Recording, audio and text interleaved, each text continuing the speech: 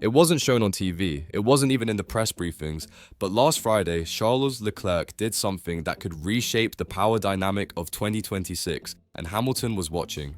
Behind closed gates in Fiorano, with rain sprayed by machines and telemetry lines guarded like state secrets, Pirelli concluded its final wet tyre test for the future era. The stage? Ferrari's own lair. The driver? Not a rookie, not a reserve. It was Leclerc, and he wasn't there to play nice. While official voices praised the data collection and technical milestones, the stopwatch told another story. Leclerc's 59.210 lap, even on slicks, wasn't just fast, it was a message. A warning shot across the bow of every 2026 contender, especially one wearing red and black. Because here's the twist, this wasn't just about tires, it was about Ferrari trusting Leclerc with the future DNA of F1's next-gen machine. And in the shadows, whispers grew. Why wasn't Hamilton invited? Something happened in Fiorano, and it's time we decode it. Thursday was data, Friday was drama. Guan Yu Zhou opened the test with a marathon, 159 laps, endless telemetry, and tire wear calculations down to the gram. Efficient, predictable, safe. But Friday flipped the script. When Leclerc stepped into the SF25, modified to fit Pirelli's secret 2026 specs, something shifted. This wasn't a development session, it was a battlefield rehearsal. 110 laps, yes, but everyone laced with intent. His best intermediate lap? 106.180, the fastest. The driest moment? A 59.210 on slicks. Raw. Unfiltered. But why did that matter? Because Leclerc wasn't just testing rubber, he was mapping dominance. Ferrari gave him the playground, Pirelli gave him the tools, and in the telemetry, one figure stood out: delta consistency under forced aquaplaning. Leclerc wasn't just adapting, he was mastering chaos. Compare that to Zhou's clean, error-free numbers. The difference isn't pace, it's purpose. And as Hamilton's camp watched from afar, a silent question echoed. Did Charles just audition for 2026 leadership in Hamilton's shadow? This wasn't just rain, it was manufactured precision. Fiorano's sprinklers turned on full blast, turning every sector into a controlled theater of chaos. But controlled for whom? Ferrari's water system allowed Pirelli to simulate specific conditions: hydroplaning entry, mid-corner spray dynamics, exit grip loss. But here's what's suspicious: they scheduled Leclerc's runs for when the moisture profile was most volatile. Not consistent, volatile. Why risk that? Because Ferrari wasn't testing tires, they were testing a message, and the message was clear: Leclerc can handle the storm, literally.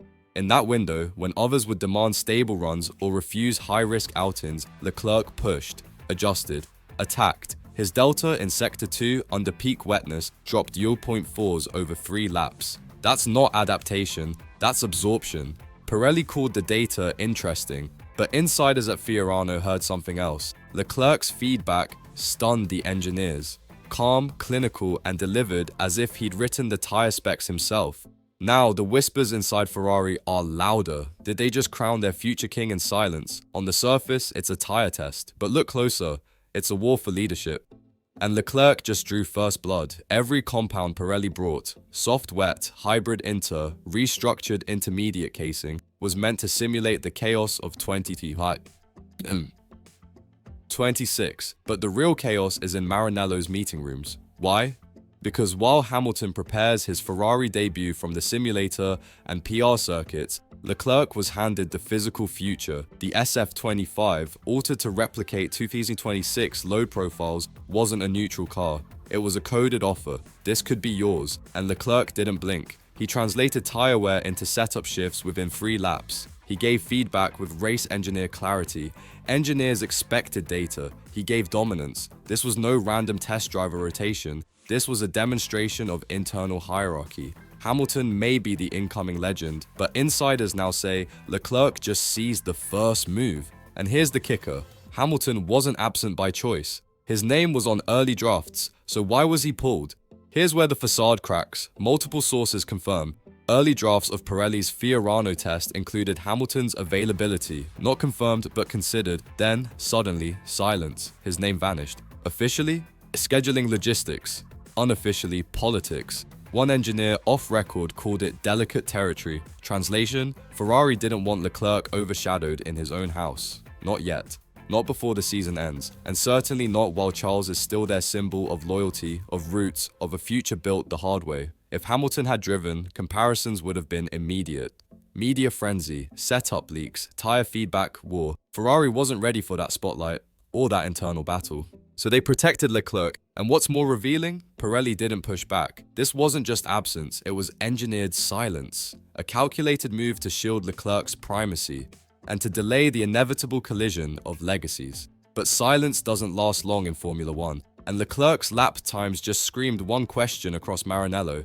Are you really ready to bring Hamilton into this storm? Pirelli released the numbers, sort of. They praised the valuable findings and promised better wet tyre windows for 2026. Sounds technical, safe, sanitized, but dig deeper.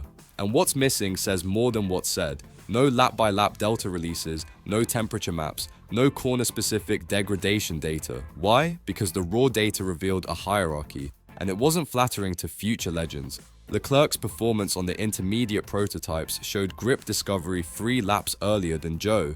That's psychological grip, the moment the driver trusts the unknown. Leclerc didn't wait for balance, he created it. Sector-free exit speeds under wet, torque loss consistently higher. Brake modulation on standing water, minimal ABS interference. That's not just technique, that's a bond with the car. And when Pirelli says the test car can't fully simulate 2026 loads, true. But Leclerc still exposed which compounds collapse under pressure. Hamilton didn't get that chance. Or maybe he wasn't meant to. The data hides names, but it can't hide intent. Ferrari smiled in the press release, but behind the closed doors of Maranello, something just shifted. This wasn't a test, it was a litmus for internal power. And Leclerc passed in red. His command in Fiorano wasn't about one lap, it was about how he interpreted the unknown, how he spoke the language of a car not yet born. And Ferrari heard him. Loudly. Word is, his feedback session stretched over 2 hours. Engineers didn't lead, they listened. Now contrast that with Hamilton's onboarding. Controlled, scripted, publicized, but not yet visceral, not yet soaked in the mud and madness of a test like this. Here's the fear inside Ferrari. Bringing in Hamilton too strong, too fast, risks destabilizing the one driver who's proven he can thrive in their chaos. The loyalist, the survivor, the homegrown. So what happens now? They won't admit it. But internally, strategy sessions are already adjusting. Leclerc is no longer the young prince waiting. He's staking his claim. And somewhere in the shadows, Hamilton knows he's not just entering Ferrari, he's walking into a fight. This wasn't Leclerc defending his place, it was him rewriting the script. In a test meant to serve Pirelli's future, Leclerc turned it into a private audition for supremacy. And the quiet shockwaves are already warping the 2026 narrative. He didn't just go faster, he dictated mood. He blurred the line between test driver and team leader, and Ferrari for once didn't push back. No corporate correction, no equal treatment disclaimers, just silence, the kind that confirms everything. Because here's the hidden truth, Ferrari has a choice to make. Do they crown the 7-time world champion as their messiah, or do they double down on the man who just made a tyre test feel like a title fight? Leclerc's Fiorano performance was a coded threat, not to Hamilton, but to the idea that anyone walks into Ferrari and owns it without earning it in the wet. This wasn't a tyre test, it was a declaration.